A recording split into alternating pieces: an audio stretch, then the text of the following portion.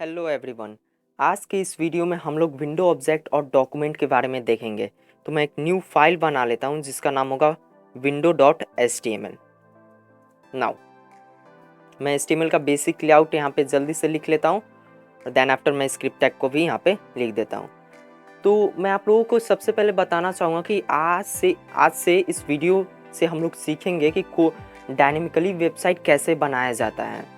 मतलब हम लोग जावास्क्रिप्ट में उन मेथड के बारे में पढ़ेंगे जिसकी मदद से हम लोग डायनेमिकली वेबसाइट बना सकें।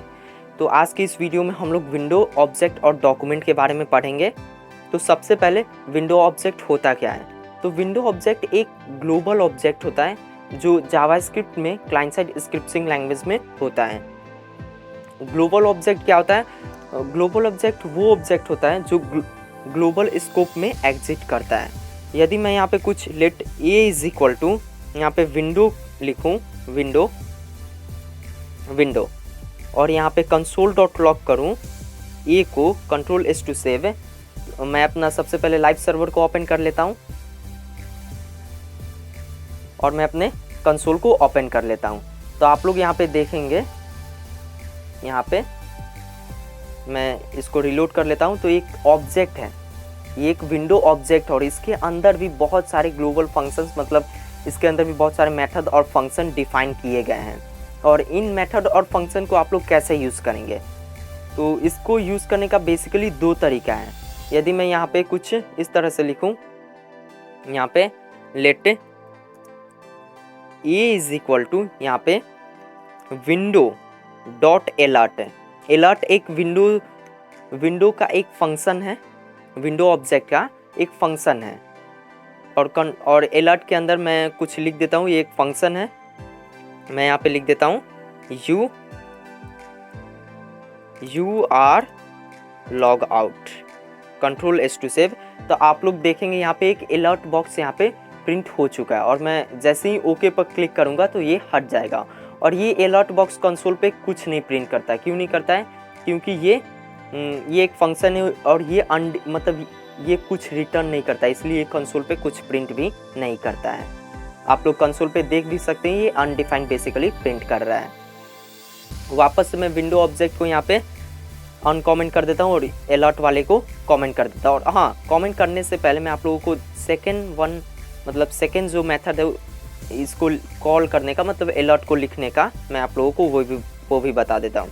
यदि मैं यहाँ पे सबसे पहले मैं इसको कमेंट कर देता हूँ, ये जो मैंने अलर्ट यहाँ पे लिखा है इसको मैं कमेंट कर देता हूँ। मैं वापस से एक न्यू वेरिएबल बनाता हूँ, let A is equal to alert. आप सिर्फ अलर्ट लिख कर भी और यहाँ पे लिख देंगे यू आर लॉग आउट। तो आप लोग विंडो डॉट भी यूज़ कर अलर्ट को यूज़ कर सकते हो और विंडो को भी, और विदाउट विंडो डॉट यूज़ कर भी आप लोग अलर्ट को यूज़ कर सकते हैं। और हम लोग ऐसा क्यों कर सकते हैं? क्योंकि अलर्ट एक ग्लोबल फंक्शन है, इसीलिए हम लोग इसे विदाउट विंडो डॉट भी हम लोग इसे यूज़ कर सकते हैं। और यदि मैं कंट्रोल एस टू सेव करूं तो वही सेम अलर्ट हमें दिख रहा है और वो अनडिफाइंड भी प्रिंट कर रहा है। तो वापस से मैं इसे कमेंट कर देता हूं। और इसके अलावा हमारे पास एक प्रॉम्प्ट नाम का मेथड होता है। उसे बताने से पहले मैं आप लोगों को बताऊंगा कि अलर्ट को कब कब यूज़ किया जाता है। अलर्ट यदि हमें यूज़र को कुछ इन्फॉर्म करना हो उस समय हम लोग अलर्ट को यूज़ करते हैं। और प्रॉम्प्ट को हम लोग क्यों यूज़ करते हैं? तो यदि हम लोगों को यूज़र से कुछ इनपुट लेना हो तो उस समय हम लोग प्रॉम्प्ट का यूज़ करते हैं। कैसे? Let A is equal to यहाँ पे प्रॉम्प्ट और मैं यहाँ पे इंटर योर नेम और सेमीकोलन में यहाँ पे लगा देता हूँ। कंट्रोल एस टू सेव, मैं फाइल को सेव कर लेता हूँ। तो आप लोग देखेंगे कि यहाँ पे एक प्रॉम्प्ट बॉक्स ओपन हो चुका है। यदि मैं यहाँ पे विकास लिखूँ, यहाँ पे विकास और ओके पर क्लिक करूँ तो कंसोल पे विकास प्रिंट होगा, क्योंकि ये एक फंक्शन को, ये जो प्रॉम्प्ट है ना, प्रॉम्प्ट ये रिटर्न करता है। ये एक फंक्शन है जैसा कि आप लोग देख सकते हैं और ये फंक्शन बेसिकली कुछ वैल्यू को रिटर्न करता है। तो यहाँ पे कंसोल पे आप लोग देख सकते हैं विकास प्रिंट हुआ है। तो प्रॉम्प्ट भी आप लोगों को समझ में आया होगा। और ये भी विंडो ऑब्जेक्ट का ही एक फंक्शन है। विंडो ऑब्जेक्ट के अंदर इसे भी डिफाइन किया गया है। और मैं let A is equal to, यदि मैं यहाँ पे कन्फर्म लिखूँ, कन्फर्म, और मैं यहाँ पे लिखूँ do you want to delete this page या delete this notes, delete this note, तो आप लोग यहाँ पे देखेंगे कि एक कन्फर्म बॉक्स यहाँ पे ओपन हो चुका है। और यदि मैं यहाँ पे ओके पर क्लिक करूँगा तो कंसोल पे ट्रू प्रिंट होगा। क्यों? क्योंकि ये एक फंक्शन है और ये बेसिकली रिटर्न करता है बूलियन वैल्यू को, और या तो ट्रू या तो फॉल्स। यदि हम लोग ओके पर क्लिक करेंगे तो ये ट्रू कंसोल पे प्रिंट करेगा, और यदि हम लोग कैंसिल पर क्लिक करेंगे तो ये कंसोल पे फॉल्स प्रिंट करेगा। मैं एक बार और इसे, यदि आप कैंसिल पर क्लिक करूंगा तो फॉल्स, और यदि ओके पर क्लिक करूंगा तो ट्रू। और इसे कब यूज करते हैं? यदि हम लोगों को यूजर को कुछ बताना हो तो उस समय हम लोग कन्फर्म का यूज करते हैं। वापस से मैं इसे ऑन कमेंट कर देता हूँ।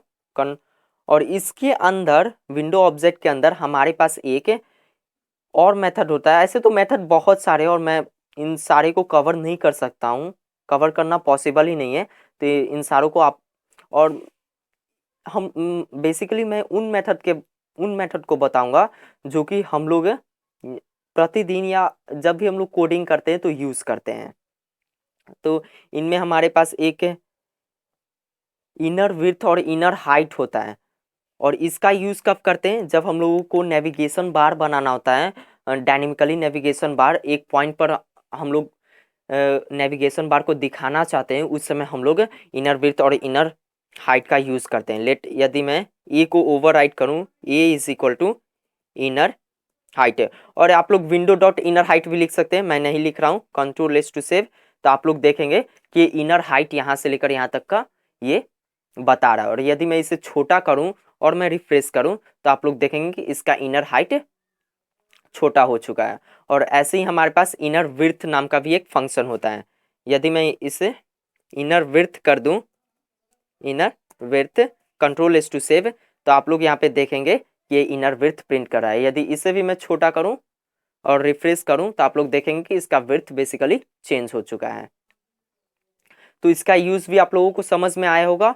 और ये सब चीज़ हम लोग यूज़ करेंगे गाइस, जब हम लोग प्रोजेक्ट बनाने लगेंगे तब हम लोग इन सब चीज़ों का यूज़ करेंगे। अभी तो मैं आप लोगों का बेसिक जावास्क्रिप्ट में बेसिक अभी बता रहा हूँ। जब हम लोग नए नए प्रोजेक्ट बनाएंगे, जब हम लोग प्रोजेक्ट बनाने लगेंगे तो इन सब चीज़ों का यूज़ होगा, इसीलिए इस वीडियो को ध्यान से देखिए। और तो विंडो ऑब्जेक्ट आप लोगों को समझ में आएगा, और इनमें बहुत सारे मेथड हैं। और एक और मेथड होता है विंडो ऑब्जेक्ट में जो कि एक डॉक्यूमेंट होता है। यदि मैं यहाँ पे ए इज इक्वल टू डॉक्यूमेंट करूँ, डॉक्यूमेंट, और डॉक्यूमेंट होता क्या है मैं ये भी बताऊंगा। ए इज इक्वल टू डॉक्यूमेंट, तो आप लोग देखेंगे एक डॉक्यूमेंट यहाँ पे प्रिंट हो चुका है। और ये डॉक्यूमेंट क्या होता है, आप लोग इस तरफ देखेंगे तो ब्लू कलर से ये बेसिकली रिप्रेजेंट कर रहा है इस पेज को, जब भी मैं हॉवर कर रहा हूँ। तो ये जो ब्लू कलर से जितनों को ये रिप्रेजेंट कर रहा है ना, वही डॉक्यूमेंट होता है। तो ये पेज ही डॉक्यूमेंट है।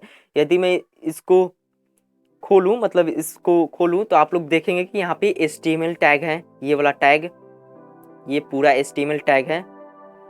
यहाँ पे आप लोग देख सकते हैं इसके अंदर हेड टैग है, जैसा कि मैंने यहाँ पे लिखा हुआ है हेड टैग, और वापस फिर से बॉडी टैग होगा। अभी बॉडी टैग में कुछ नहीं होगा गाइस, क्यों? क्योंकि मैंने यहाँ पे कोई एलिमेंट को नहीं लिखा है। यदि मैं यहाँ पे कुछ ऐसे लिख दूँ, यहाँ पे H1 और यहाँ पे welcome to my channel, control S to save मैं करता हूँ फाइल को, तो आप लोग यहाँ पे देखेंगे कि यहाँ पे प्रिंट हो चुका है वेलकम टू माई चैनल। और अब हम लोग बॉडी में देखेंगे तो आप लोग यहाँ पे देख सकते हैं वेलकम टू माई चैनल।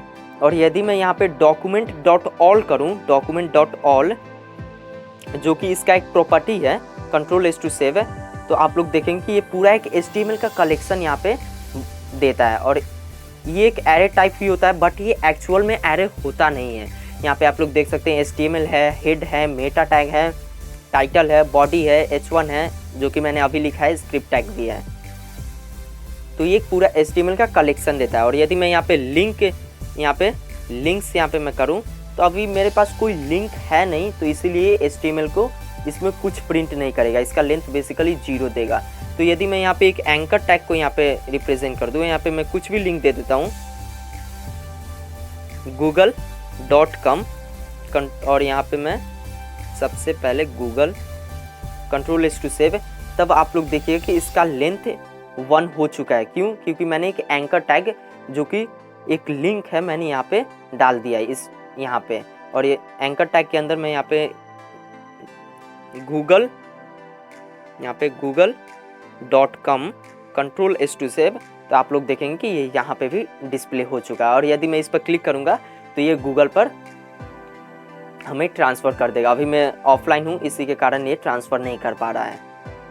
तो ये HTML यदि हम लोग document.links करेंगे तो ये इसके अंदर जितने भी लिंक्स हैं हम लोग कंसोल पे देख सकते हैं, और उसमें बहुत सारे मेथड को भी यूज़ कर सकते हैं। अभी कैसे करेंगे मैं आप लोगों को सब बताऊंगा, बस वेट करते रहिए।